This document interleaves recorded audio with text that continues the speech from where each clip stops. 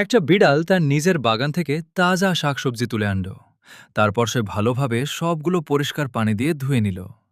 এরপর সে ভুট্টা, আদা, রসুন, পেঁয়াজ এবং পেঁয়াজ গাছের পাতাগুলো সাবধানে কেটে ছোট ছোট টুকরো করে ফেলল।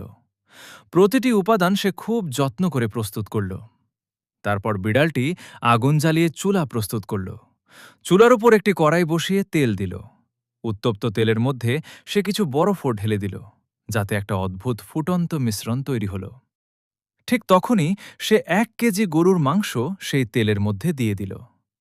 ধীরে ধীরে সবকিছু মিক্স করে নিল এবং বিভিন্ন মশলা দিয়ে ভালোভাবে মাখিয়ে দিল। পেঁয়াজ, রসুন সব একসাথে মিশিয়ে আরও সুগন্ধি করে তুলল রান্নাটাকে। এরপর টমেটো সস আর চাইনিজ সস যোগ করে পুরো মিশ্রণটা আরও রিচ করে তুলল। তারপর সে একটু পানি দিয়ে ঢেকে দিল এবং কিছুক্ষণ রান্না হতে দিল। অন্যদিকে সে আটা দিয়ে রুটি তৈরি করল। সেই রুটির ভিতরে আলু, ভুট্টা ভরে দিল। তারপর একটু শুকনা মরিচও যোগ করল।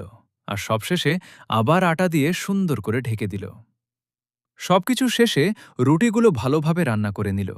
রান্না শেষ হলে আকাশের দিকে তাকিয়ে সে ভিডিও করল, নিজের এই অদ্ভুত কিন্তু মজার রেসিপি সবাইকে দেখানোর জন্য। সবশেষে সে এবং তার বউ এক